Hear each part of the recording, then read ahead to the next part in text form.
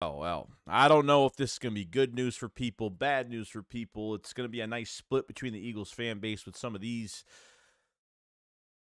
injuries and some of these things that are happening right now for the future of this year and for the future of the Eagles in general. Um, and yeah, let's get straight into the news. We better turn around. Because I've seen enough horror movies to know any weirdo wearing a mask is never friendly.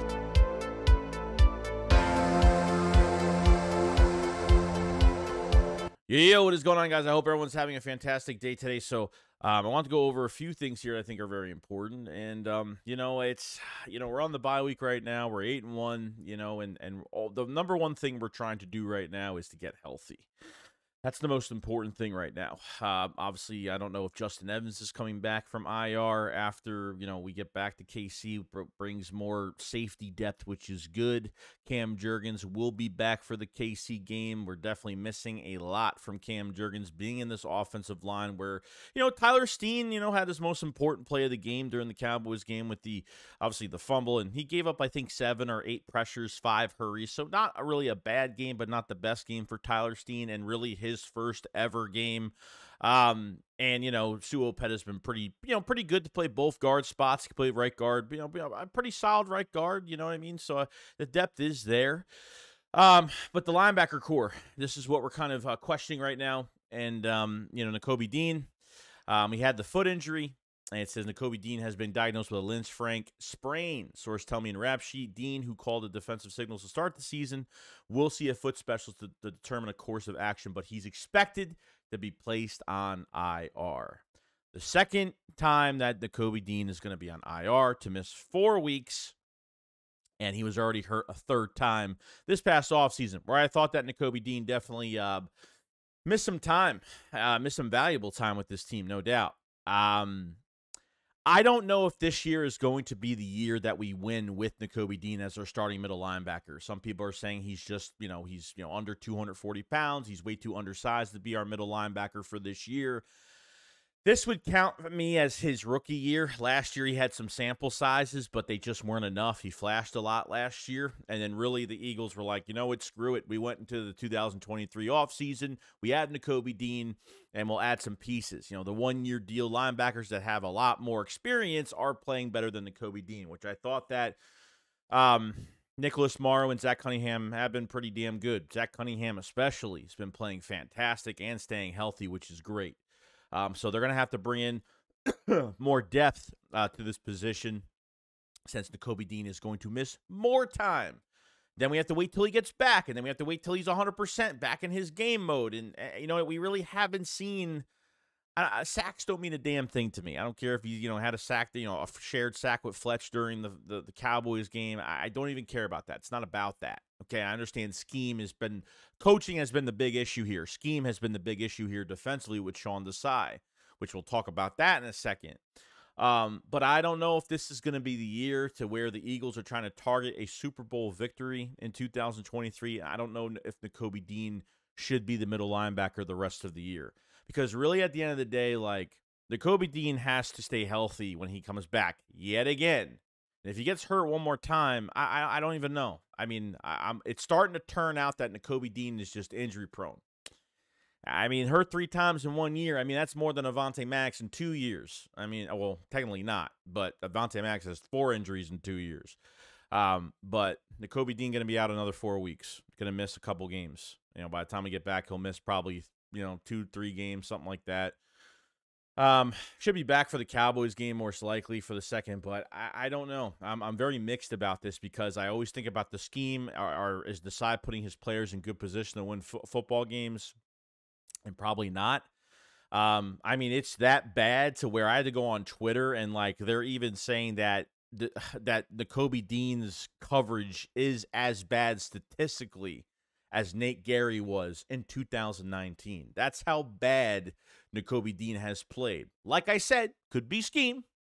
Okay? Him just sitting there as a middle linebacker and not doing much of anything. Guys just running past you. And, yeah, I mean, your statistics are going to go down. I mean, I think it's 71 to 73% of offenses are throwing most in the NFL, most of the time. I think they're 20. I don't know. They're almost dead last, I think, in opposing quarterbacks that are throwing at the high percentage. It's like 71, 73%, something like that. And that's way too high because quarterbacks are licking their chops saying, man, we can throw everything underneath, especially if it's a good team with some good wide receivers. And every NFL roster has good wide receivers and good tight ends. We're barely that on our schedule. And, we have a gauntlet of teams still that we have to face in the second half of this season. I don't want to hear Nate Gerry's name connected to Nakobe Dean. Never want to hear that. But it's kind of alarming, But like I said, we could blame Sean Desai for a lot. So we have to take that into account. But when you see that multiple DBs, linebackers, anybody in this, besides the defensive line, that are getting burnt every single time, it's hard for me to say that all the players are horrible. Every person on this defense has been burnt. And it's hard for me to say that, it's just way too it's just there's got to be a revamp in this defense. There's got to be a revamp. Now, I'm not saying they have to stick out and play more press or anything like that. There's just got to be a revamp as to when you're playing Slay on shadowing the number one guy, which I think they have to do. Bradley Roby coming back is probably a huge deal. Okay, he's a big deal coming back into the Eagles secondary and needs to stay healthy, coming off that shoulder injury where you can move Byard a little bit. You could do a little bit more with more of your safeties now because with Justin Evans coming back, you could move Kevin Byard. You could do multiple other things now, and our secondary should be a lot better. But the coaching has been a problem. The coaching could have affected Nakobe Dean to the point where it's not helping him. It's not helping most of anybody at this point. So, we'll see. And I meant to say, I was right. So, Nakobe Dean has pretty much allowed the higher completion percentage when it comes to coverage. I think we know that. It wouldn't surprise me if some other corners are playing that horrible as well. Or anybody in the secondary at this point. I don't have all the statistics in front of me when it comes to all the cornerbacks, which I went through last video, of the whole season. But it's a little alarming. And Nakobe Dean is, I just think that there might be this year might not be the year for Nakobe Dean to be that main guy at middle linebacker. Probably not. And he's going to be missing more time, and it doesn't make our linebacker core weaker. It just, I don't know. Every time the Eagles have blitzed, which we're going to kind of get into some other things later on, I think we've had more success with these linebackers playing more downhill, which is great. So we'll see what happens. But Nakobe Dean already hurt a third time this year, second on IR. It's not great. Quez Watkins put out some video on Instagram. Had a little bit of a video of showing off some cleats and saying "soon" with an hourglass emote next to it, whatever. This is another question among Eagle fans, like getting Quez Watkins back. Some of us kind of speculated really since really when the season started. Another guy that missed a lot of time in the offseason. Quez Watkins had like a hamstring or an ankle or something like that. I know he missed some time in the offseason.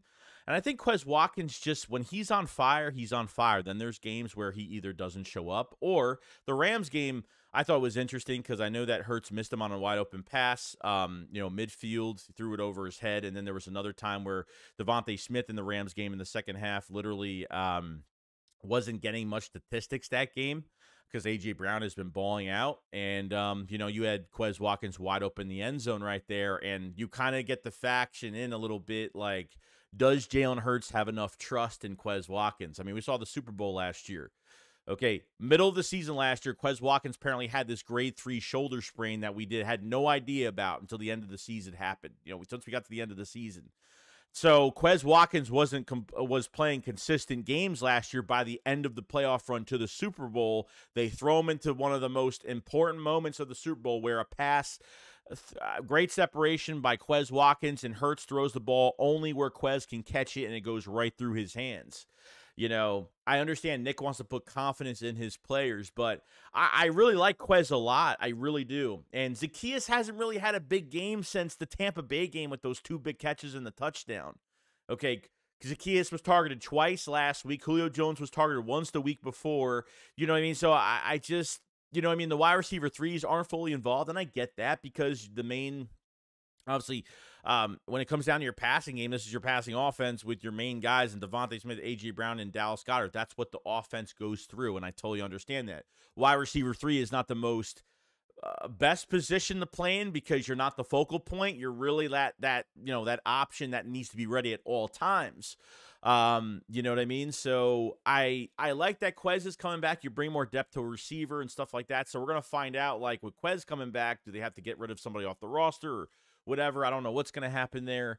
But I do miss Quez as a burner for this offense because he's done it so much. I think he's a pure burner, and I think he plays better on the outside than he does on the inside at times. But Quez is just, either hurt or he's inconsistent, and that's been like the two big problems with him. And I feel like Hurts has not really favored him too much for big opportunities in games. He'd rather throw a ball to Devontae Smith or A.J. Brown in traffic than to throw to Quez Watkins that's wide open. You know what I mean? I don't know. I don't know how much trust he has in his wide receiver threes because we really don't throw to them that much. And then usually when we throw to them, it's because our first, second read is taken or whatever, and Hurts is scrambling or whatever. So I do miss the deep ball with Quez. I do miss, Quez getting, work midfield and, work him mid-tier of the field and get him open. And he's another valuable weapon. It's just that, is he going to be like an old Quez Watkins, or he's going to be a new redefined of, a redefinement of himself? And that's what we kind of all been waiting for. Quez Watkins is on the last year of his contract, and guys, it doesn't take much to find a wide receiver 3. The Eagles have just kept Quez in the building, and the relationship, what he has, and he's made a lot of plays for us. He's done a good job for us. It's just sometimes he just picks up these inconsistencies. He's had drops. He's had, little annoying things that have happened, and that Super Bowl drop that went right through his hands was like, it was a big catch to really miss. At that point, and definitely one of the big mistakes of the game, as well as other things, in the Super Bowl last year. So I'm not gonna put too much on it because the last year is over with. I'm just kind of giving you an overview of what Quez had. Quez has gotten better every single year. Last year had a little bit of a hiccup, wasn't playing consistent games, and really didn't play consistently at the end of the year. And then really going to this year has been hurt and hasn't really got much opportunity. And I don't know if there is a trust factor when it comes to Hurts. Games on the line, who you throwing to? You throwing it in traffic to Devontae Smith that can catch big with that small body he has? Or are you going to throw to A.J. Brown in traffic, and every time A.J. Brown is covered, he's uncovered? So who do you trust in that, in that position, as of right now? So, we'll see what happens. But Quez coming back, and what is going to happen here?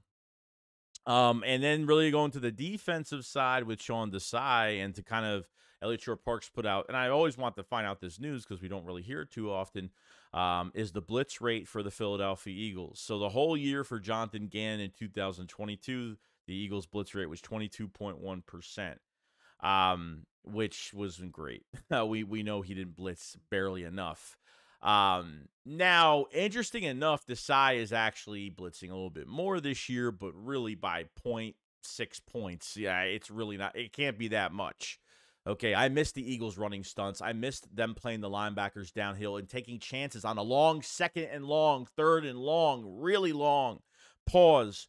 And, if you don't want to sacrifice your corners getting burnt when you're playing off the ball as it is, you got to sacrifice and compensate and sacrifice one of your players to at least try to get pressure. Like if it's like a 2nd and 25, a 2nd and 18, something like that, bring some pressure on the quarterback. This way you can get that, that quick pass, on third and long or whatever. This way you don't have to worry about a big play and going over your head, catching it, and being more embarrassed. Only rushing 4 guys, and really, Desai has really emphasized, from what I've seen in these games so far, is if he's not blitzing, he's literally just making, trying to get too much out of his 4-man pass rush. And sometimes there's going to be some weeks where that 4-man pass rush is just not enough at times. So, now back in 2021 as the Bears DC, I think Desai had, his blitz rate was literally right below 22.7. I think he was 22.6. I think so. I might be saying, I thought he was 22.6 with the Bears in 21, but I could be wrong. I remember talking about it. But I could be wrong at the end of that. He could be in the 21% or the 22%. I thought it was 22.6 or 21.6. So technically he's doing more. But this number is definitely going to go up. That's what I'm hoping. I'm hoping to see this at, 24%, maybe a little bit more than that at some point. Because you're going to the second half of the season, and it just has to, like, every time we played these linebackers downhill, we blitzed and we ran stunts. It's always resulted in sacks, always resulted in QB hits or getting a tackle for loss. Last year with Gannon, same thing. Every time we ran a stunt, it always resulted in a sack, and we just didn't do enough of it. You know what I mean? So that's all I got to say about the percentage of the blitz rate with the defense. Let me know what you guys think. And lastly, there's always free agents available. I'm interested to see what the Eagles do if they know they're going to get the number 1 seed and they want to get some extra bodies in there, because they can always, protect guys and make guys healthy scratches for, multiple weeks, something like that. For certain games, they need more depth at a certain position, like they gave Nolan Smith more snaps. They took Derek Barnett out as a healthy scratch. Jason Pierre-Paul is available, said he'll sign to a practice squad. He wants to go to a contender, obviously. I know he's old as shit. I get it. He had his little fireworks accident a while ago. I mean, he's played pretty well after that accident, but, he's just a guy that's old and maybe wants some type of rotational, just be a rotation on the line or whatnot. So, interesting enough to see, I know Linval did sign with another team. Adamakin Suh is still out there. Could be a prime spot for the Eagles. The Eagles may have, I wouldn't surprise me if they kept in contact with some guys saying, hey, we're just thinking about you, maybe in a couple weeks, we might be bringing you in, blah, blah, blah, to make sure that the Eagles grab somebody. And I really like that. Even when Jordan Davis went down last year, they brought in 2 guys. So Howie Roseman was telling Gannon, like, you know what? Like, you got no excuse. I'm working this roster like there's no tomorrow. To bring in another Suh would be perfectly fine. We don't know what the injuries are going to look like later on by the time we get first seed, if that's going to happen. We got to get these playoffs through Philadelphia. I mean, I think that's the only way we're going to. I know the Eagles have played really well on the road, but you got to get these playoffs through Philadelphia. I think that's the right thing to do going to the end of this year, and try to get to another chip and go win that finally again. So yeah, that's really about it.